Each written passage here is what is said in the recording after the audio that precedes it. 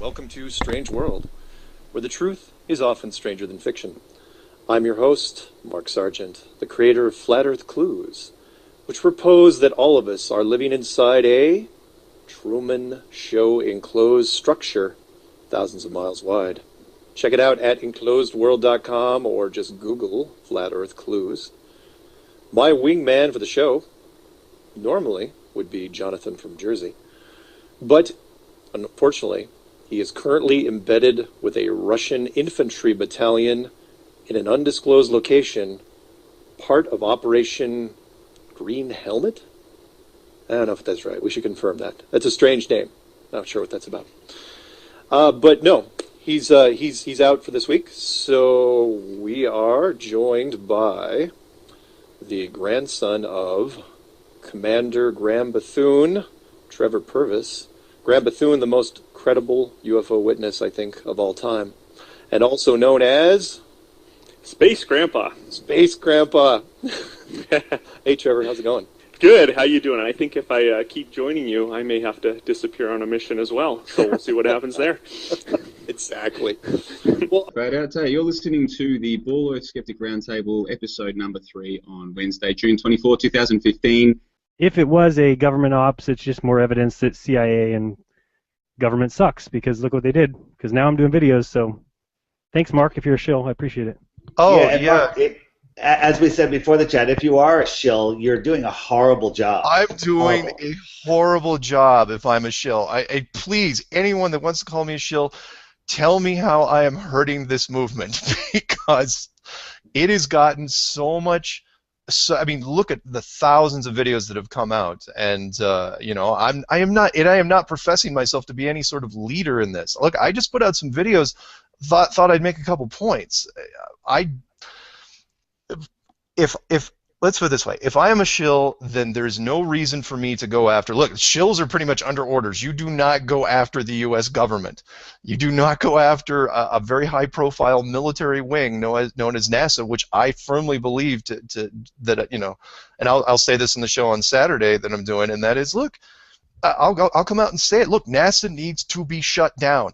Anybody that's doing subcontractor work for these guys needs to get out of there. If you own stock in a public company that is tied to NASA, get out, because these guys have a shelf life at this point. They're not going to hold up. The internet hive mind, social media, and if they end up being the fall guy for this, great. I stated that in one of my videos. Look, they are the first people that are going to have to go down in a twisted pile of molten metal.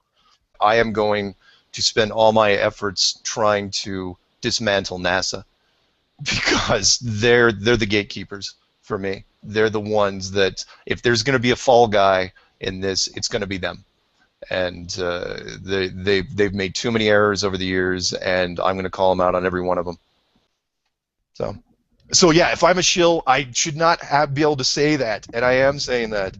So please stop calling me a shill, and I have to blame Eric. I'm not going to pick on you too much, Eric, but you were the one that started this. Well, you know, I'll have to interject there. There are other reasons that people might suggest. I mean, people will say, well, sometimes a shill has to give good information, and they have to accidentally wake people up, but at the same time, they'll muddy the waters. For instance, if they give models that don't work, or if they give models that don't stand up to scrutiny, or if they throw in little things into their model that will turn people off instantly, such as if they start talking about the creators of the dome, or if they start talking about the moon, you know, their models for the moon not making sense. I mean, the idea is if some of the objections, Marker, is if your model doesn't stand up to proper scrutiny, then even though you're putting in some good info, maybe you're muddying the waters. What do you say to that?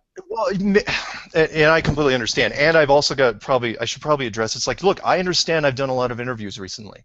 And you also have to understand, I solicited none of these people. Every one of them called me, and they sort of fed off each other. You know, it was like, oh, well, if he's doing it, it was kind of like everyone was daring each other. Oh, I'm going to do an interview about flat Earth. But once the first few started doing it, it became fair game. But as far as what you're talking about with the model standpoint, I tried to remain as neutral and open-minded as possible. Again, not what a shill does. The hubcap model, notice I didn't say roulette table. The hubcap model is not that much different from the tabletop flat model. and not different enough to where if there's something wrong with that model, all of a sudden you have to throw flat Earth out the window. There's no way you're going to be able to do that. The moon, when where I say, look, there's a 3D, a 3D structure, with the moon, something being overlaid on the top of it. If the difference between that and a 2D model, which Eric goes down, again, not much of a difference, which is why. He and we still never had really a debate, because we're not debating over that many little, that many points that make any difference, regardless of what the model is, what exactly it looks like, and that's what this thing is really all about. Everyone's got to understand, the skeptics that are out there, that something's being hidden from us. The world is not what you think it is. It does not look what you think it is. Now, it may be ridiculous to use the words flat Earth. I completely agree, which is why I went with the enclosed world option. That is, look, if it's artificial, if this whole place was made, designed, then gravity is a mechanical process, and by that I mean, and I've said this in multiple interviews, and that is, from a design standpoint, it is a form of molecular magnetism, for lack of a better word, and that is, imagine a magnet that can grab anything. Instead of just metal, it can grab organics, clay, wood, sand. It makes no difference, and that is because really, what's the difference between molecular magnetism and what you call density? Is it really the same thing? I don't know. Gravity, even for mainstream science, is a tricky thing. I like to think it's a mechanical process, because then it can be adjusted like anything else. I don't think there's anything left to chance in this system. I think everything is controlled at one point or another. If you want to call it divine, if you want to call it advanced technology, it's one thing. But again, if it turns out to be just flat old density and there's something else behind it, yeah, great. But for me, it's mechanical. Okay. For me, I try to go, I try to break it down a little bit more, get more granular in, definition. But again, if people want to go with density, that's fine. Okay. I mean, if you're using the roulette table map, I mean, how does water curve? Oh, in that case, water always seems to be leveling out. Yeah, in that case, you would have to use mine, which is molecular, some sort of molecular magnetism, absolutely, because then you'd have to control the water on all sides. And again, the tabletop flat model works better with water. I'll be the first one to admit that. It's not the one I would use, just because I like the sunrise and sunsets, how they work on the roulette table a little better. I know people, because water flows downhill naturally, and it flows, you want to go with that because, well, we see it in nature. It's like, yeah, but maybe you could artificially control that. I believe it can. So, but again, if I am proven wrong in the end, it still does not change the fact that the ball model, the globe model, seems to be an endangered species at this point. And I know some people are going to go into the curvature, which I didn't. They're going to go into things about gravity, but it's like, look, people can do experiments all they want with curvature and gravity, and I have no problem with that. Unfortunately, for me, they weren't broad enough strokes to go to the lowest common denominator. There's people out there that, again, once you say, oh yeah, by the way, the curvature is 8 inches per mile squared, they're just going to glaze over. There's some people who are going to get it. Some people, some smart people, they're going to get that. But so at the first mile, is it 8 inches or is it 36 inches, or I can't remember what it was.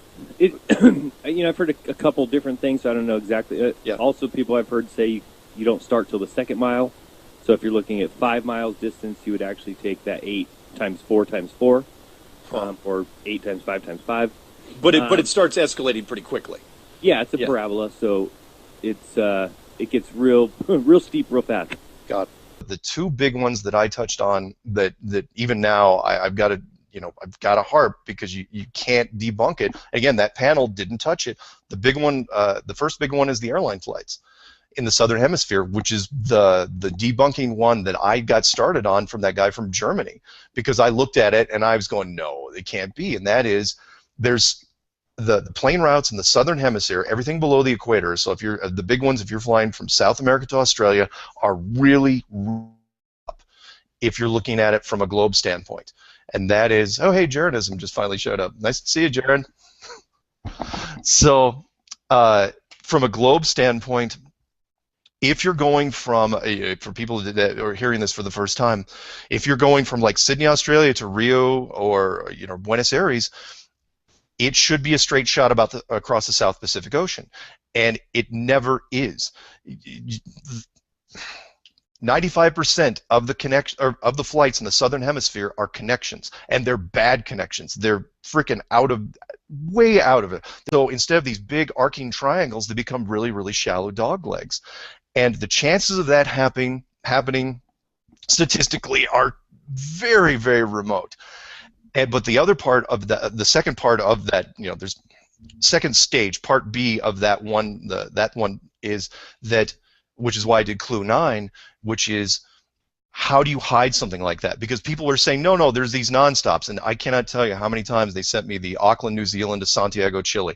Everybody sent me that, to the point where I had to make Clue 9 just to shut them up, which was, it's like, oh, no, you can get a non-stop. And I go, okay, fine. And then when I started looking, and then I saw the flights being dropped off of GPS in the southern hemisphere, then I saw it. I mean, I was already hooked by that point, but then I said, oh, that's so clever. Because what you're doing is you're hiding the routes, because that's the second part of this, and that is if you find a nonstop flight, you don't want to show them how that nonstop flight got from point A to point B, so you hide it. You disappear the flights. It doesn't happen in the northern hemisphere. GPS, an American military system called global positioning, should not lose flights anywhere. And it does. There's no coverage below the equator over the water. And when I've looked at the Sydney, Australia to Santiago flight, a Qantas flight, that on a Flight Radar 24, it lists the flights that are currently in the air, and that specific Qantas flight was not listed, which was a very curious thing for me. Basically, Mark, you're saying that your three reasons for trying to argue for the spinning ball not working, the flight pass, the GPS, and Antarctica. Just focusing on the flight pass there.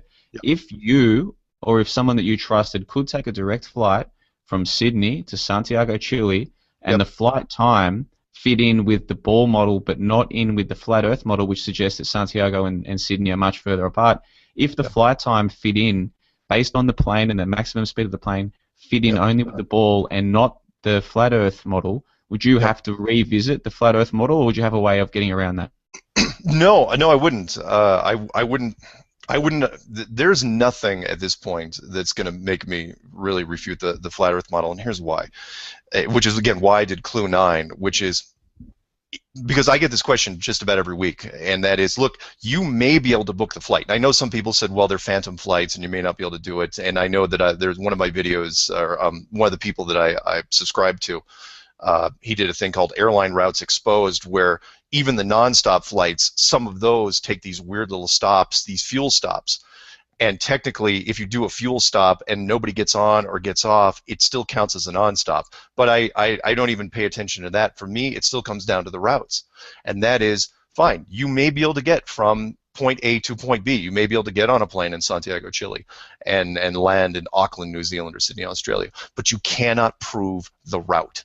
That's my big hang-up, and that is because once you get over the water, deliberately, the plane immediately goes into estimated mode or approximated mode. It drops off the screen, and at that point, you have no idea. The plane could be going through a freaking wormhole, and you'd never know it because there's no way to prove it. There's no system in place. Even though it's supposed to be tracking it, it doesn't. So again, people have said, well, we should, get a fund. I think there's some fund me pages where, I don't know if you guys are one of the ones that are doing it. It's like, look, that you'll get on a plane, from Santiago to Auckland. It's like, no, don't waste your money, because you still, even if you're on that plane, you're not going to be able to prove how it goes there. Yeah, you may be able to take some snapshots out the window, but you're not going to know where you are. An ocean's an ocean. And, sure, but can't we do some basic mathematics? We can look at the maximum speed of the plane. We can look at the flight times. Then we can just do some basic elementary mathematics. If you've flown from Sydney to Santiago, Chile, just to take one example, and you've done it in 11 hours or whatever the time is, if you can just time the amount of time, yes, you don't know exactly what route you've taken, but if it's a 10 or 11 hours, whatever the case may be, then we can do some basic maths, and it simply wouldn't work on the flat Earth map. I mean, unless you're going to try and say that maybe the plane is traveling well above its maximum speed or something. No, not at all. What I'm saying is that on a flat Earth map, the route that you would normally take, or over that ocean, the South Pacific Ocean, which you're supposed to be taking, that part of the map becomes stretched and much longer. Basically, the map is so wrong that the only way you can make that flight is you have to take a shortcut, a huge shortcut across oceans that you're not supposed to, bodies of water you're not supposed to go through, and land that you're not supposed to go through. And that accounts for the time that you're talking about. But you see what I mean? If we're on a ball, then I should be able to go sort of underneath the ball to get from Sydney to Santiago. If we're on a flat Earth map, I have to go right around. And even if it's a straight line, on the flat Earth model, these southern hemisphere, just call it hemisphere, these southern hemisphere flights, the distance is simply much greater than it would be on a ball. So if we make it in the time that fits the ball, then it doesn't fit the flat Earth map, does it? Unless we're going much faster.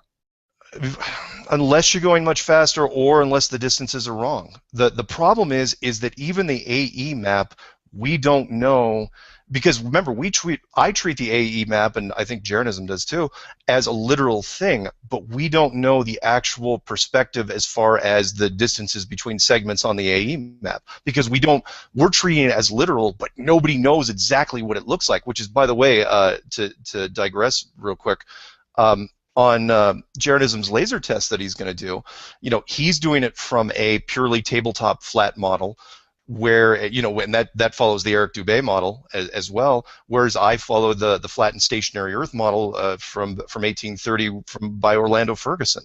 So even then, what I'm trying to get is we don't know the exact distances on a flat model because it's never been shown. We don't have a truly accurate map because we don't know the curvature. We don't know if there's any curves at all. So for me, yeah, there is some speculation there, but no, I'm still, there's no way I'm backing up. One of the things that you've been criticized for, Mark, on say Dubai's forum, not necessarily by Dubai specifically, but just by people, is that you don't focus on these easily provable scientific methods for disproving the ball Earth. Are you planning to make a video in the future talking about the lack of curvature? Is that something that you have no interest in making any videos about whatsoever? No, for me, and I've stated this at a few other things I've done, which is, look, I don't mind. I love the fact that Jeranism, one of the big reasons I don't do it is because other people are going to do it. And it wasn't a make it or break it thing for me. The curvature of the Earth, again, because I don't necessarily subscribe to it, the tabletop model, the curvature isn't as important to me. But I understand it. I mean, it has to be done. It has to be covered. I'm not going to be covering it. I like the broad strokes. I like the big ones that everyone can get their head around. Again, the curvature argument is not for everybody. It might be for everybody in this forum, and maybe people that are listening, but there's a lot of people out there that have no idea what you're talking about when you're talking about the curvature. Or gravity, for that example. Although I think the gravity test is still very, very good, and not necessarily where you're talking about the planes going from east to west or west to east, but the weight difference, the centrifugal force problem going from the North Pole to the equator, and that is, if the equator is spinning at 1,100 miles an hour and the North Pole it's spinning at 0 miles an hour, or 3, or whatever you want to call it, then a weight, once you measure something up there at the North Pole and you take it down, assuming it's not a human being where the weight fluctuates, a flat weight, and you take it down to the equator, it should be measurably less. Maybe even a fraction of an ounce, but it should be less. That, I think, is a more interesting test. Now, will I get into it? Yeah, maybe, but I've talked about it enough in interviews. I'm hoping that somebody else will dig into it. Will I touch on it personally? Probably not.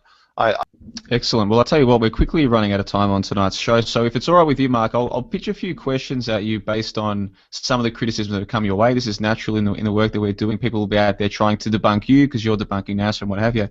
So do you mind if I just ask you a couple of quick questions to do with your persona in the Flat Earth movement?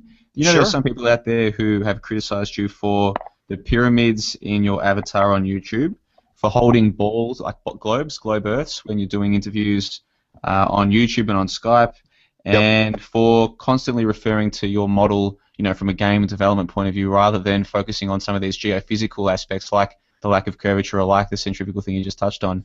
These are the kind of criticisms that people make. Do you think there's any validity to those criticisms at all, or do you just fob them off? No, well, I get it. Look, the conspiracy world, and I'm with you there, is a suspicious group, no question. Trust no one at face value. I totally understand that. And I get the argument. It's like, well, no, you're going to make all conspiracy people look crazy. And I'm going, well, you didn't. That aura is already there. When it came to the pyramids, okay, look, I went to Egypt, had a lot of fun, but you got to understand why I went to Egypt in the first place, and that was I was suspicious of the pyramids themselves. I wanted to see it and look and say, okay, could mankind have built this? Especially ancient cultures. And when I looked at it, that's what I went there to prove. So we took some great shots when I was there, and no, I didn't put them in because I'm a big fan of pyramids. I just, I was just there. I thought it was a kind of a cool shot. It has nothing to do with anything. As far as holding the globe in some of my early videos, that's because it was really more of a prop, and I think when the interviewers actually said before he got me, he's going, "Don't use the globe anymore." Not because he didn't like he thought it was a mixed message or anything, but he says, "Look, it's played out." He goes, "You don't need to use that prop anymore. People have already seen it." But that's what I was really going for. It was just a prop I was saying, "Look, this is what I was trying to disprove. This is the lie."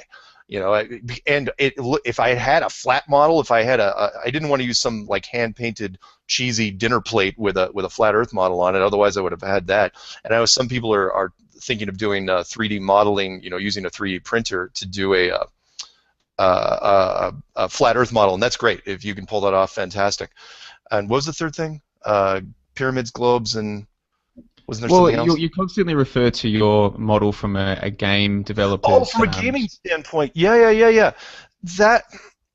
Look, I used to produce games for a living. I helped design these things.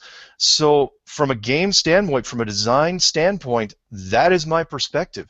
That's how I got these clues wouldn't have been made without that sort of background for me. And that was, I looked at this thing from a functional, I said, look, if I had to design it, if I had to build this, what would I do?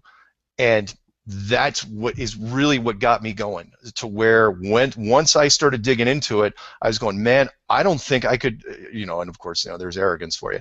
I couldn't improve on this design. It's fantastic. It's brilliant on multiple levels. So yeah, when I refer to it, I'm always looking at it. I mean, I still play games now. After I'm done with you guys, I may actually fire up Warcraft and start playing it a little bit. So I'm not going to back off from that either. From a gaming design standpoint, that's where my head is at. Again, I will, but it ties a little bit into the curvature stuff. I like the flat and stationary Earth model, the one with this, it's shaped sort of like a roulette table, because it's more elegant from a design standpoint. It's more elegant. Does that mean that it's right? No, not necessarily. If Eric Dubé's model or Matt Boylan's model, if it turns out to be tabletop flat, hey, fantastic. I'm not going to lose any sleep over it. I will not cry in a corner. A lot of people, they've seen your clues, they've then gone on to do their own research, they've discovered the Bedford level experiments, they've discovered people like Jonism doing their own experiments. So even though your clues don't cover this stuff, you have got lots of people all around the world going and doing their own research. So I think if you are a shill, you're doing a terrible job, unless this is a long-term game. Now, let me throw something to you, Mark, and then we'll go around the panel to get their opinions. I don't know if you guys are familiar with Dylan Avery, but he's the character who released the first Loose Change back in December 2005. Loose Change. Right. I remember that. Yeah. So when I saw Flat Earth Clues, I thought, is this guy paying homage to September Clues in any way? No, is it a coinky dink? Yeah. I would say no, not at all. In fact, I was a Loose Change guy. Ah. I followed the Loose Change series. Well, that's where you're supposed to go first. It's laid out. Yeah, and that's all I really knew. For a while there. And so that's really it didn't take much convincing for me with the whole 9/11 and the Loose Change stuff almost didn't come out. Boeing threatened to sue the Loose Change guys on their first edition. I think I don't have much doubt at this point that that's all controlled opposition. I mean, after all, Vladimir Lenin said the the only way to control the opposition is to lead it. I think that there's no doubt that it's part of all major media, military media psyop hoaxes, is they manage the opposition. So that was a controlled leak, just like when they release water from a dam, they don't just blow the dam up and let it flow out. It's released carefully to relieve any kind of tension, pressure, growing opposition. So forgive me, but that is why I'm skeptical about just about anything that comes out. So let me pitch something to you guys, and we'll go to you first, Mark. Basically, Dylan Avery released Loose Change, and he was the one that released the film, talking about missiles under the plane and really muddying the waters from the start. But where he really seemed to side with people was that now he says that he doesn't think Bush could plan a bowl of cereal, and he says that the conspiracy world is a dark, dangerous world, the world of conspiracy. It is easy to get sucked in and really hard to get back out. And so there's this notion out there now that Avery was right from the start meant to muddy the waters as best as he could, and then once he'd done that job, to then come out and say, no, the 9/11 conspiracy stuff, it's all crazy. Look at me, I was a leading conspiracy theorist. Now I've changed my mind. So anyone who's still in there, they've just been sucked in like I was. You can see where I'm going with this. So there's this idea that whether it's Mark Sargent or Eric Dubai or John LeBon or Jeranism or any of the people, and I don't mean to put myself in your category, but you get what I'm going with here. It could be any of this. There's this idea that someone will get a following and then all of a sudden flip and say, oh no, this was all just an academic experiment to see how gullible conspiracy theorists are. There's this idea that eventually someone's going to flip and make us all look silly as part of a long-term game. So I want to know, Mark, if you think that this is possible, that this program's already started, and if you can see this happening, and then we'll go through the round table and get people's opinions. Okay, it is possible, and that question has been posed to me before, although not in quite that way. I like the way you put it. And that is, look, could it happen? Yes. We're the smallest club in the world. Of all the conspiracies I wanted to join up on, because I didn't post any, I haven't posted anything on anything, not Apollo, not 9/11, not Pearl Harbor, not really much of anything. So, well, that's good, because now you're known as the flat Earth guy. Yeah, exactly. So now apparently I've become the flat Earth authority overnight. And I thought that Matt guy, and you put him in your video, the Matt NASA comedy guy. Matt Boylan, yeah. I was pretty sure he was controlled opposition. He was acting very irrationally in his videos, which indicated he was just trying to attach crazy. I thought he was attaching crazy to the thought. I initially was suspect too, but I actually spoke with him, and did you? He called me. Yeah, did you? Because I reached out to him and he ignored me, which I guess is easy to do, but still. I think he's trying to build, and rightly so. He was looking for some sort of catalyst in this movement because he's never really backed away from it.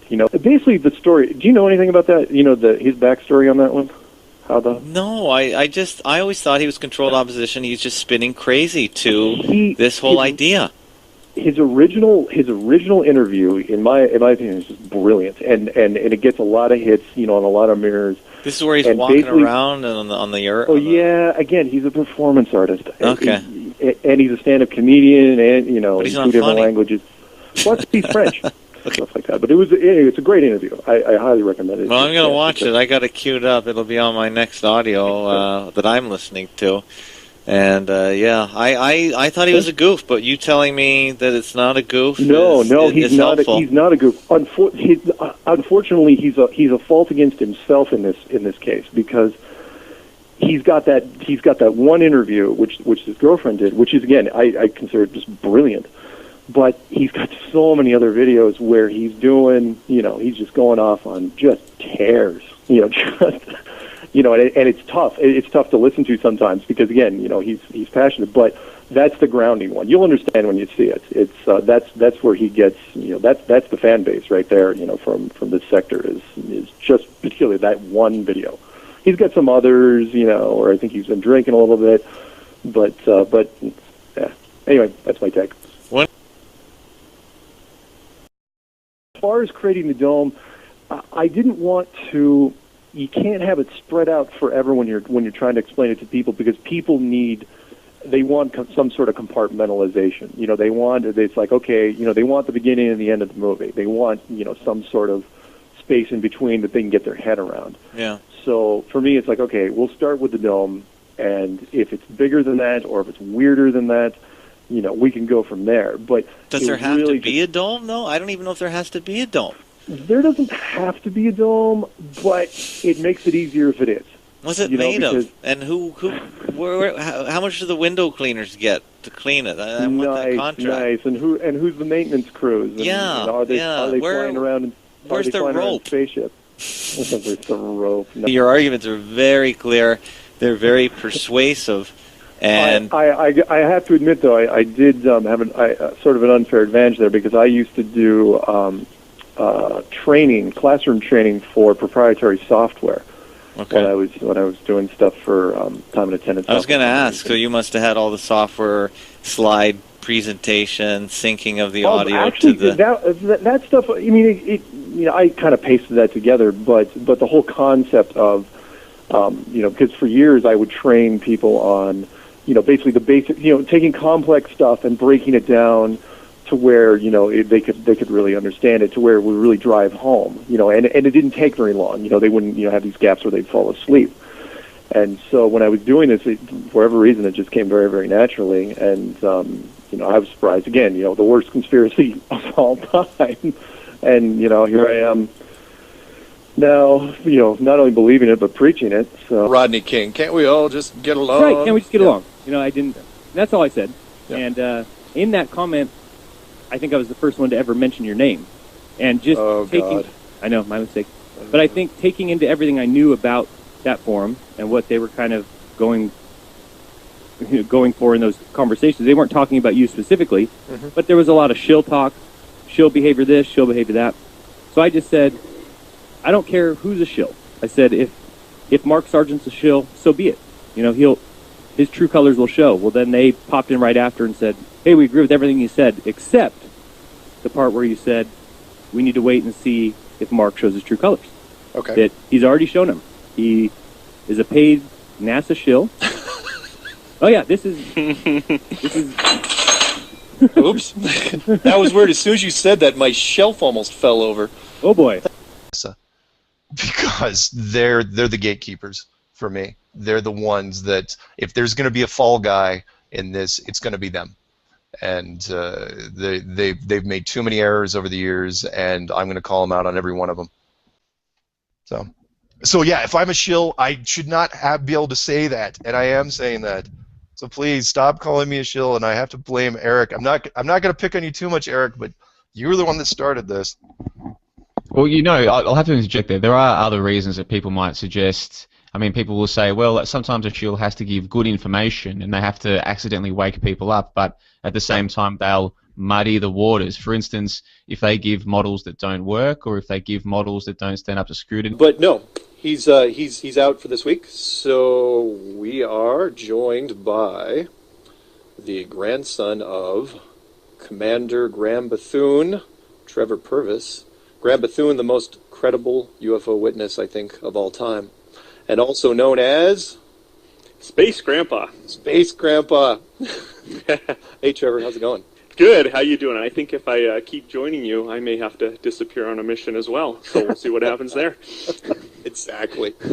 Well, you're listening to the Ball Earth Skeptic Roundtable, episode number 3 on Wednesday, June 24, 2015.